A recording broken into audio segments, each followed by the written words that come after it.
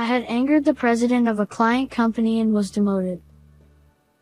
The son of the client company's president came to visit at the new location of my transfer.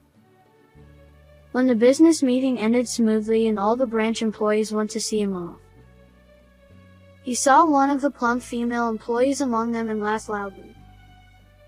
So big. I thought she was pregnant. No, she's definitely bigger than a pregnant woman, right? The female employee turned bright red in an instant. Her shocking insult made me lose my temper. And finally, my name is Maddie Paul. I am slightly over 30 years old. I haven't told many people, but I grew up in a single-parent household. Seeing my struggling mother, I wanted to support her even a little, so I decided to work instead of going to university. Fortunately, I got a job at a company that accepted high school graduates like me. I was grateful to the company and, of course, for my mother's sake, I devoted myself to work. Perhaps because of that, I was recently promoted to section chief. It is busy, but this company allows proper time off. So I went to my kickboxing gym on weekends, worked out, stayed healthy, and made sure I could support my mother in the best condition no matter what happened. It would be nice to say that everything was going smoothly, but I had a headache too. That was the president of the client company, Mr. John. Naturally, I had dealt with various people before. Some were difficult to handle, but I always tried to respond sincerely, always remembering that I was working on behalf of the company. Even I was worn down by Mr. John. Mr. John's company was a major client, and I couldn't handle it carelessly. However, sometimes I felt like I wanted to hit him with a file when he was in front of me. Hey, get those 10 cases by this afternoon. I'm sorry. Ordering that amount now and delivering it by this afternoon is a bit. Are you saying it's impossible? I'm asking you directly. Well, if you can't handle it, I'll just ask someone else. Probably, someone else would say it's impossible too. Even though I thought so internally, I somehow managed to lower my head while holding the phone, flattered the president, made him feel good, and succeeded in extending the deadline to the next day. Such things were just the beginning. At one time, Mr. John suddenly canceled an order he had made with his own mouth the day before. I don't remember ordering such things. Cancel all of it. And said, "Hey, what's up with the mid-year gift this year? It's just dry cookies. What cheap stuff did you use? Send something better. The new female employee you brought the other day, she's pretty good. Have her be in charge of our account from now on. Hey, I told you to change to a woman, didn't I? Why is that hot-blooded man here? Can I work seeing that face in this scorching hot season?" He was getting more personal. At this rate, it was beyond the scope of work. I thought I should curb Mr. John's behavior early on. So one day, I firmly refused Mr. John's unreasonable request. "I'm sorry. It's impossible." Impossible? Do you think it's okay to lose our business with us? It's impossible if it's impossible. If you think about it normally, you should understand that it's realistically impossible. I calmly let Mr. John's furious anger on the other end of the phone pass. I thought that allowing Mr. John to continue his wayward behavior would not be good for the company. Unfortunately, the higher-ups in our company didn't seem to think so. The next day, I was called in by my superior. "You're being transferred, Maddie." Transferred?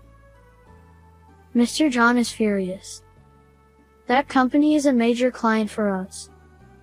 Do you know how much damage it would be if we lost the business? Such a thing. I bit my lip. However, there was no way to overturn the higher-ups' decision. Looking at the destination, it was a blatant demotion. I lowered my shoulders and received the transfer order. The new location was far from home, and I was worried about my mother. Of course, I made sure my mother wouldn't know it was a demotion, so she probably thought it was just a change of workplace. Remember your initial enthusiasm at the new place and do your best. Recalling my mother's smiling face as she sent me off, I was feeling gloomy when... Here you go. This is for you, Maddie. A very gentle and kind voice was directed at me. When I came to my senses, the female employee had somehow appeared beside me. She casually placed freshly brewed coffee on my desk. And the female employee smiled brightly. Maddie, it must be quite stressful since you just arrived. It's said that working with some breaks can increase efficiency. So, I think it's okay to take short breaks. Oh, Diana. Is that a recommendation to slack off? Is it okay? Oh. Luke, you even had a discussion about this topic with me the other day. You're being so mean. Ha ha. Since Diana is so nice to Maddie, I got a little jealous. The male employee's loud laughter filled the office with laughter. In the center of it, Diana, the female employee called by name, turned a little red but, noticing my gaze, gave a gentle smile. Maddie, everyone here can be a bit mean, but they are good people. Please rest assured. Diana is the employee in charge of general affairs in this branch. Although general affairs seem omnipotent in this small office, it is confused with being a janitor. Even though she has proper administrative tasks as part of general affairs, she is asked to do miscellaneous tasks by other employees. But Diana handles it without a single unhappy expression. Her smile is the flower of this office. In this unfamiliar place, I was saved many times by her smile and thoughtfulness. One day, the female employees were gathered and excited about something.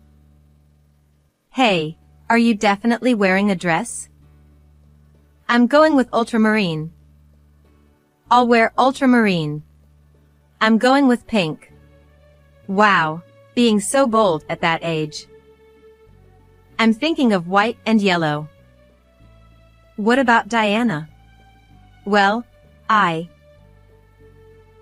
It seemed to be about the night festival that was supposed to take place in the park tonight.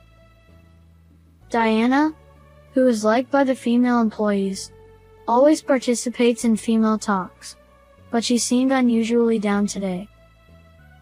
When asked, she looked down for some reason. I'm okay. Diana.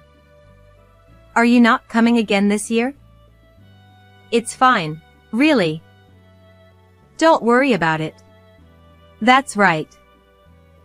We'll pick out something that suits you properly. Thank you, everyone. But... Diana smiled modestly. After all, you see, I'm overweight. I couldn't lose weight this year either. She playfully said it was a punishment. Yes, Diana is quite plump. Moreover, the problem is that this office happens to have many slim people, making her stand out even more. I became concerned about Diana.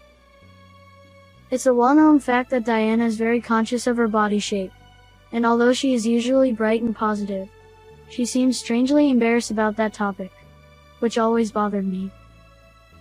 It seems Diana didn't participate in the night festival. A few days later, seeing Diana not touching the snacks brought in by someone, I said, Diana, While your intentions are commendable, don't overdo it and endure too much. Thank you. But I really can't lose weight. Her sad voice tightened my chest. I spoke in an angry tone without thinking. That's not because Diana isn't trying enough. Maddie. I understand from going to the gym. People's bodies are determined by their constitution, whether they gain weight easily or not. Many kickboxers struggle with this. Oh, no. Noticing midway, I hastily cleared my throat. It's rude to talk about such things to a woman. I'm sorry. No, it's okay. Diana chuckled softly. I'm happy. Thank you, Maddie. She finally smiled. I felt happy.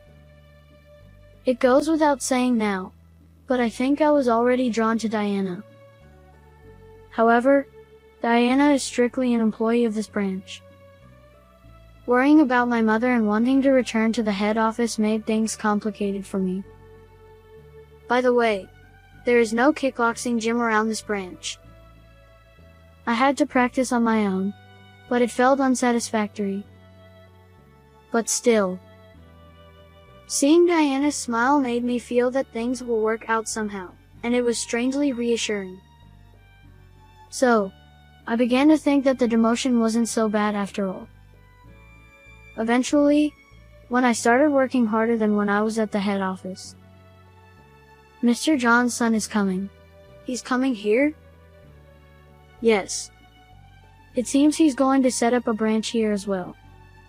We will be handling that transaction. Yes. It seems they plan to open a branch here too, and our office will handle the transaction. I see. Maddie, I know why you were transferred from the main office to here. Don't worry.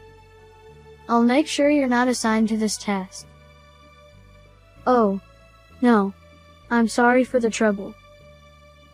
I apologized and bowed deeply to the branch manager. I never imagined I'd have to meet Mr. John's son now. Though it was mainly the father, Mr. John, who caused me trouble, people often said, like father, like son. His son was the epitome of an incompetent successor, and as far as I knew, he showed no interest in work. He supposedly held a position, but all I ever heard were rumors of him fooling around. Still, I had dealt with him a few times when he accompanied his father. I liked this branch. So, I couldn't help but worry, and I gave some advice to the person in charge ahead of time. Perhaps it paid off. I only came to this backwater because my dad told me to, but it's not such a bad place after all. I'll tell my dad and the branch manager. By the end of the meeting, Mr. John's son was in a good mood. The person in charge relaxed and reported back to me that their business meeting had been a waste of time. They didn't discuss anything substantial, but at least he wasn't upset. In any case, his son probably wouldn't come back here, and someone else would likely take over the actual work. For now, we passed the first hurdle without any issues. When Mr. John's son was leaving by car, the branch manager ordered everyone to come outside and see him off. Given the size of this branch, he was a significant client, so the branch manager was probably on edge too. Naturally, the female staff also came out. Among them was Diana. What kind of cruel twist of fate made Mr. John's son walk right past Diana? He noticed her and suddenly started laughing. Wow. I thought you were pregnant. No. You're definitely bigger than any pregnant woman. Diana's face turned beet red in an instant. Mr. John's son, with his hands shoved in his pockets, leaned over to peer at Diana from both sides. Ha! They must have great pastures in this backwater. Ha ha. Thanks for the sight. How dare you say something so rude? Unable to contain myself, I stepped in front of Mr. John's son, shielding Diana and glaring at him. Apologize to her immediately. You've lost all sense of decency. What the hell, you punk? Do you know who I am? No matter how important you are, you have no right to insult her. Mr. John's son, who probably didn't even remember my face, flew into a rage and raised his fist at me.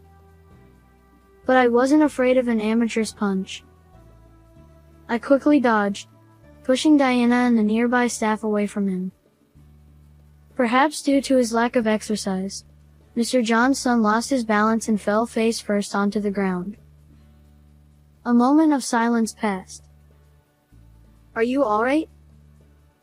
A man who appeared to be Mr. John's son's subordinate rushed over to help him up. Covered in dirt, Mr. John's son was shoved into his car, shouting angrily the whole time. Remember this. I'll have you fired. Whether he remembered me or not didn't matter. We silently watched as Mr. John's son's car drove away. Maddie. From behind me, I heard Diana's faint voice. When I turned around, I saw Diana, her cheeks slightly flushed, gently tugging on my sleeve. Thank you. I felt my face grow hot all at once. We couldn't look each other in the eye, both of us glancing away and fidgeting. The branch manager and others who saw this made it the talk of the branch for a while. It was quite embarrassing for me. But of course, this wasn't the time to be embarrassed. A few days later, I was summoned by the president to the main office. Ah, that son must have tattled to his father. Well, the John family never forgets things like this. Being called to the president's office, it was too big of a deal. This time, I'd surely be fired. I felt my shoulders droop, but I had no regrets about what I'd done. I protected Diana. I didn't involve the other employees. If this meant getting fired, so be it. Even if I had to change jobs, I would still work hard for my mother. But the moment I entered the president's office, I was shocked. Tense with nerves, I stepped inside. There was the president, and standing next to him was Diana, her hands modestly folded in front of her. I was dumbfounded as the president approached me. His walk was as impressive as ever, commanding attention. Yet, as soon as he reached me, he bowed deeply. Thank you, Maddie. You saved my daughter. Your daughter? I couldn't help but look at Diana. She smiled shyly. Diana was the president's daughter. However, she didn't like being treated specially as the daughter of the company's president, so she chose to work as a regular employee at the branch to learn about the business from the ground up. And, well, I was also embarrassed to be at the main office because I didn't want to be a disgrace to my father. What nonsense, Diana. I've told you countless times that you're my pride, never a disgrace. As I watched this overwhelming display of fatherly affection, I realized that Diana had avoided the main office because she was self-conscious about her appearance. Then, the president firmly grasped my hand and began to speak. The John family had lodged a furious complaint. But at the same time, Diana had told him what had happened. The president, finding it suspicious, investigated everything. And finally, he learned the truth. Maddie, I also looked into your transfer to the branch. It seems I owe you an apology for that too. When I was demoted, The president had been overseas on business. Someone else in the company had made the decision to transfer me, and it turned out that this person was in cahoots with Mr. John. No matter how many times I tried to report issues with Mr. John, my complaints were buried before they could reach the president. I thoroughly investigated the John family. Situation. It seems you've had quite a hard time. The whole department said you were fighting alone. Oh, no. We've decided to terminate all dealings with that company. So you can rest easy now. Eh? My voice must have shown my worry. The president laughed warmly. That company was indeed a big client, but we're not running a business so weak that losing them would be a disaster. We've been increasing our transactions with overseas partners and not slacking off in our business efforts. I felt a deep sense of relief. However, it's true that things will be tough for a while. So, what do you say, Maddie? You're originally from the main office, so why not come back and help out? Hey, is that alright? Of course. Diana, you should take this opportunity to come to the main office as well. Well. Diana glanced at me briefly, her cheeks flushed. Then she straightened up and said, Yes. I can't let Maddie handle all the challenges at the main office alone. If there's anything I can do, please let me help. Diana, even if you honestly say you want to be with Maddie, I won't be angry. Father. Diana turned bright red and started hitting her father's back, but I was probably blushing even more intensely. Though I was reluctant to leave the branch, which had great people, I would be able to reassure my mother by returning to the main office. My salary would increase, and I could go to the gym. Most importantly, Diana would be working at the main office with me. Even if we weren't in the same department, the arrangement was more than enough for me. Meanwhile, John's company, cut off by us, faced rejection from various other places as well. As a result, their company has been on a steady decline. Even Mr. John's son, who had been fooling around, reportedly got banned from various places. He likely no longer had the luxury to play around as he once did. Recently, I had even more to be happy about. Maddie, I've decided to send Diana to your department. Teach her the ropes thoroughly. Yes.